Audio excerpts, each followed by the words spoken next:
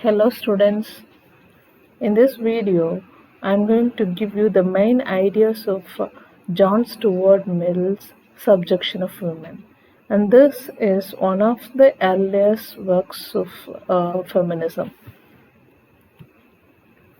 And about the author, John Stuart Mill is well known as J.S. Mill, is one of the English philosopher, political economist and civil servant.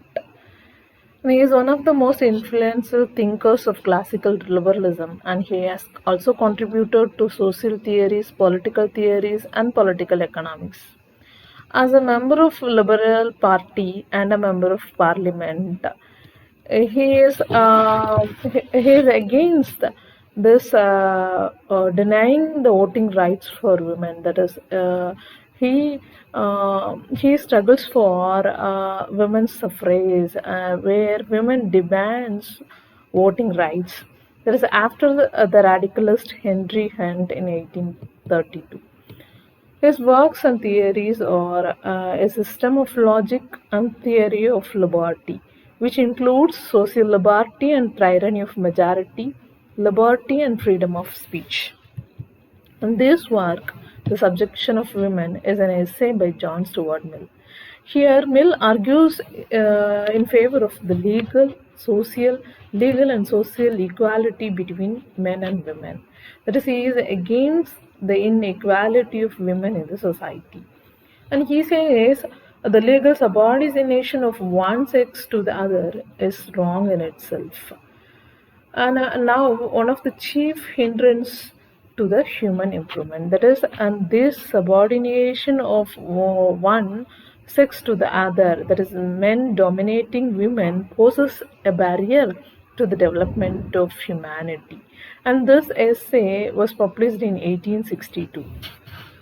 So when you take this the unique features of this essay, and this essay, The Subjection of Women, brings out a male's views on gender equality, and this is the first book about women's right written by a man in this modern West. And though J.S. Mill as the positioned himself as a man, he could bring out why and how men oppose this kind of discriminations against women, and he reveals the logic why men is encouraged to keep women in oppression. And he again compares this inequality of women or subjection of women to slavery. He says that this subjection of women or subordination of women to men exists because of the comparative physical weakness of women. Since women are physically weaker than men, they are made to undergo this subordination, and men dominates women because they are stronger than women. And again, this statement is reinforced by the laws, and that it gives, and men were not given legal freedom. In those times, in that society, men has all the rights.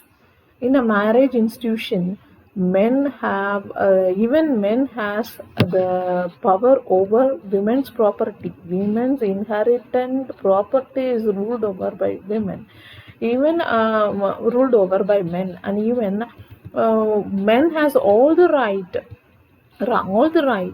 over the child of men in a marriage institution. So women is powerless in a marriage institution, where men has all the power and women is like a property. Women, like all the other property and money, women is also a property that belongs to men. So that is the status of legal right there in the West at that time. So J.S. Mill compares this phenomenon to slavery. And he says that, and this slavery and inequality of women, both things, slavery and gender inequality, these things exist for centuries.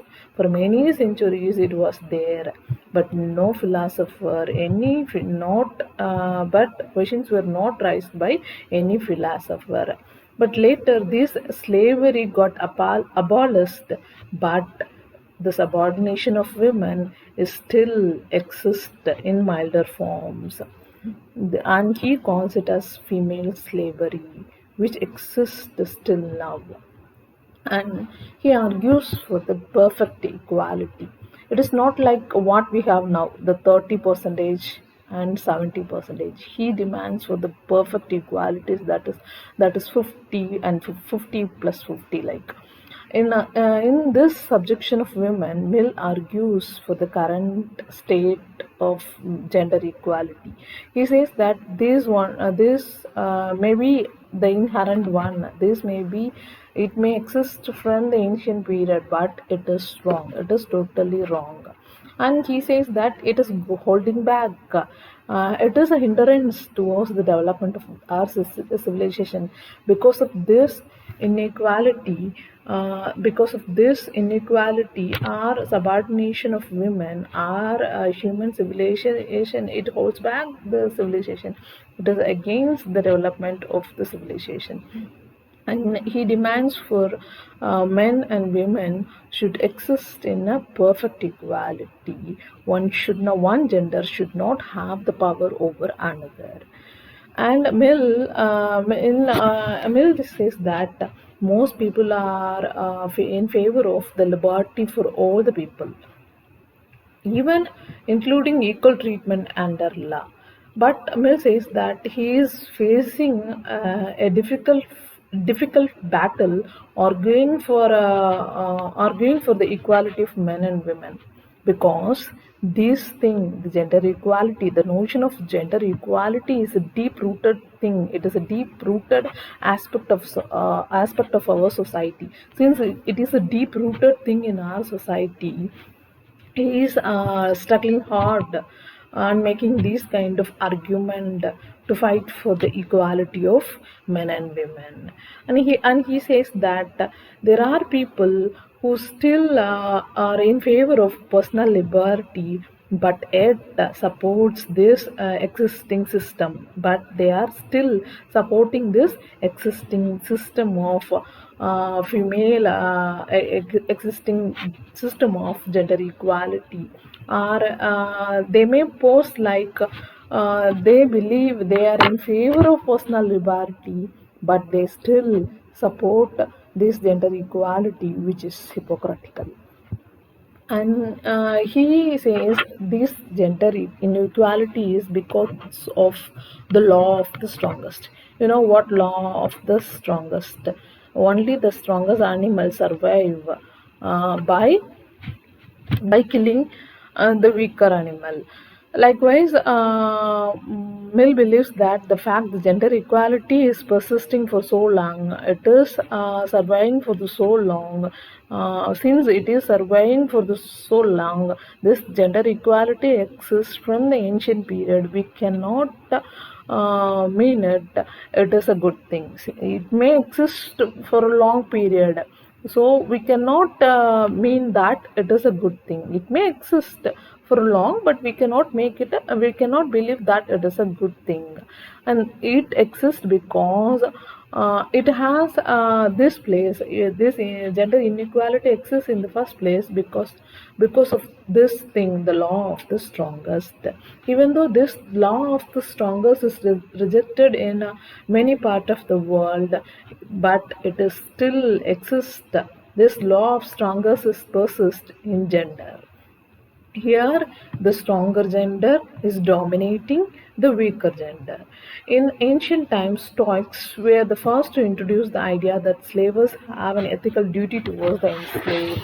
It is those, along with the Jews, that Stoics were the first to introduce that the masters have some duty towards their slaves. And even Christianity supports this view, but for many centuries, they didn't take any measures against this. even they have some ideas about deep sense faith. Even people express their faith about was fastings and devotions, but they did not express anything about this violence and tyranny that happens in the society.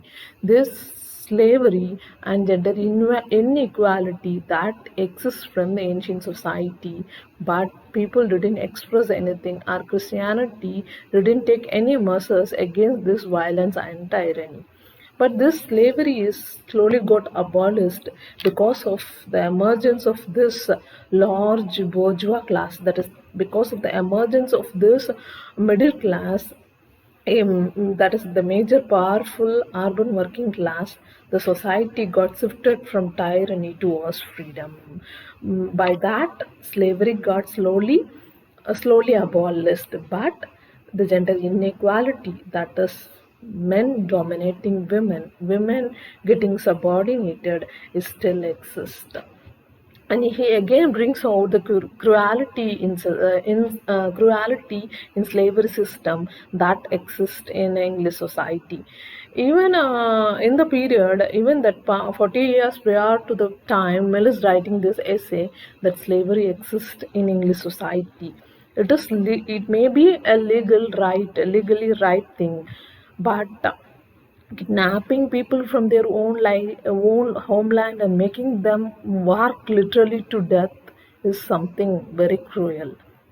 There are people who are critical about it, and there are people who are against slavery, but people are doing this slavery and they don't have anything to justify.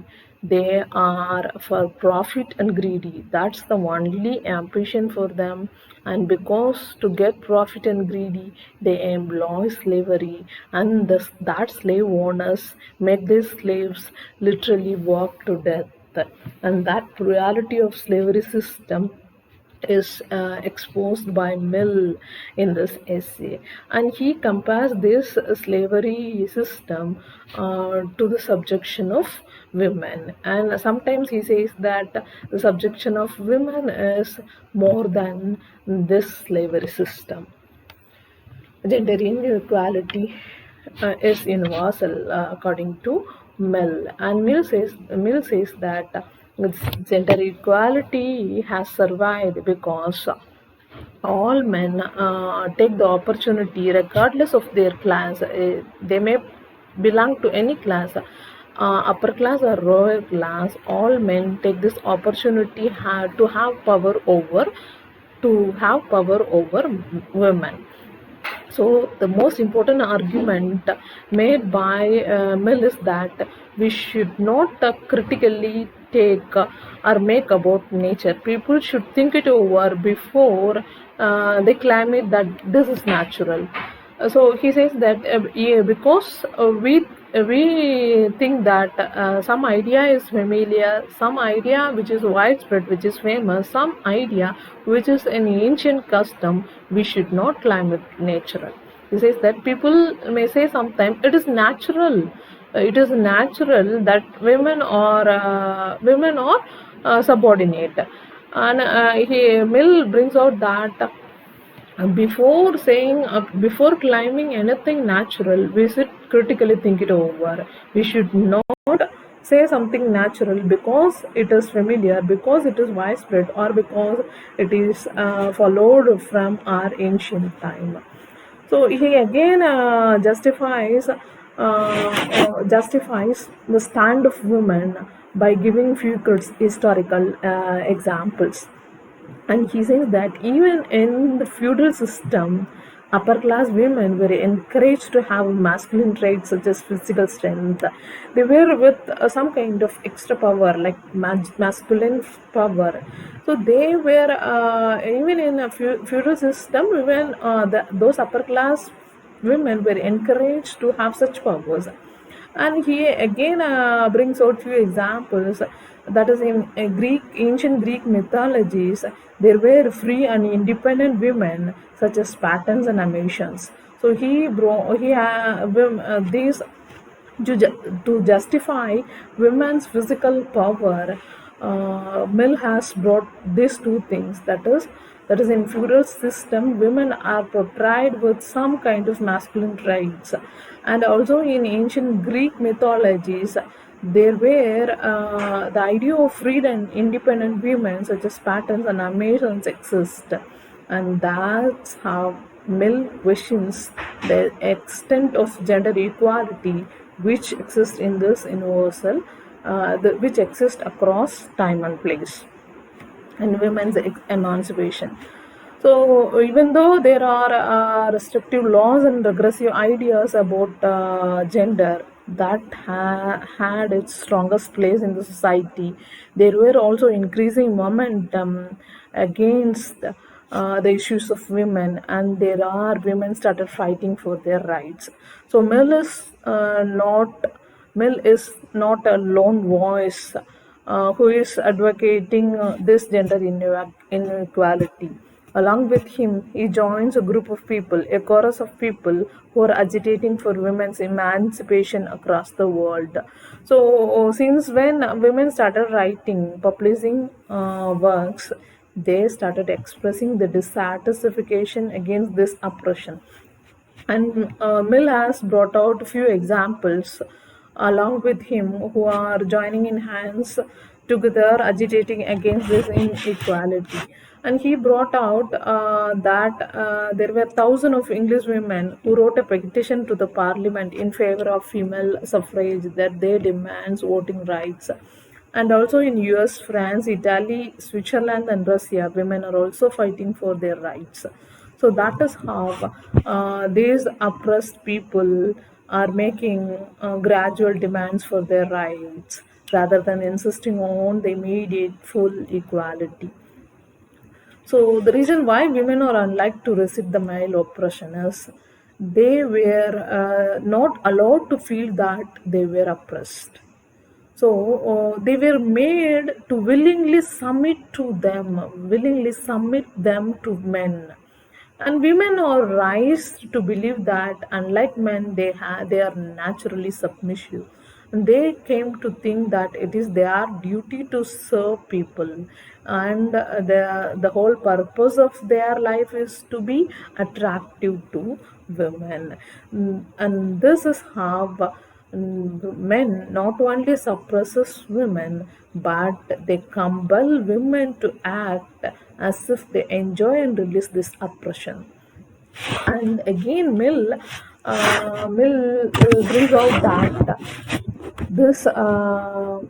if it is true of another oppressed group, that if some nobleman dominates or oppresses this working class, the peasants, then they would think that the subjugation of this group is something natural. If this one oppression or one subjection is allowed, then other oppressed group will take it as subjection will be a natural thing. So Mill demands that, and he tries to prove that this gender equality is a harmful thing, and it is an outdated system and it should be abandoned. And he again brings out that the fact that the position a person is born into is no longer determined what they can do in their life. So the position, because of the position of one's birth, that should not determine one's place in the society. So even though this very difference in the past, when people's class and race may define what they will achieve in their life, but later these class and race-based restrictions still very much impacted what people were able to achieve in their life, and this will pose a major hindrance to the development of the society. If people have a full freedom of their individual choice, if talented people were given chance, that will make the society move towards a more egalitarian and merit-based system at this time. And even if a restrictive system only rarely keeps high talented people, this is still a terrible loss. If system restricts people because of their class, birth, age, and gender, that will keep out really talented people, and that will be a terribly loss, a great loss to the society. And uh, and again, the men are not legally banned from attempting to compete for a role. So there are positions where it is demanded that men should be a wealthy one to compete for certain positions, but anyone can strive to be a wealthy man. So, men are not legally banned from attempting to compete for any role, but women are banned from competing on account of their gender in many roles. So, such unique discrimination is existing in our society. So, because they have born as women, they were banned from many things, many rights in this society. So, in order to determine what the natural difference between men and women is, it is first necessary to prove what absolutely certainty that these differences to have a social origin. Mill says that it is the men may live with women, they may have intimate relationship with women, but they know very little about women. So because wives deliberately hide their true nature from their husband, so they may not know the real capacity of women. So we cannot say that women don't have such capacity like men to perform things. Only when if you give a chance for them to perform and prove their talent. Otherwise, the real difference between men and women won't come out. So, men often claim that a woman's natural role is to be wife and mother, but it doesn't make logical sense. And because that women are to produce children, the society is forcing women to do that. And Mill says that if all women had that freedom of choice, Mill suspects that few would choose to be wives and mothers. And he says that it relieves that men secretly know that marriage is not very appealing for women, and these laws and customs insensitivizing them to do it, they were forcing them to do the role what they are doing now. So these are the things that John Stuart Mill brought in his essay, and he is in favor of inequality of men and women in all aspects of the society. They must have equal legal rights, political rights, and they should have some economical freedom, so that it will lead to the developing nation. It will lead to uh, the development of the society. So the reference over here, you can click on these links to have more on this essay. Thank you.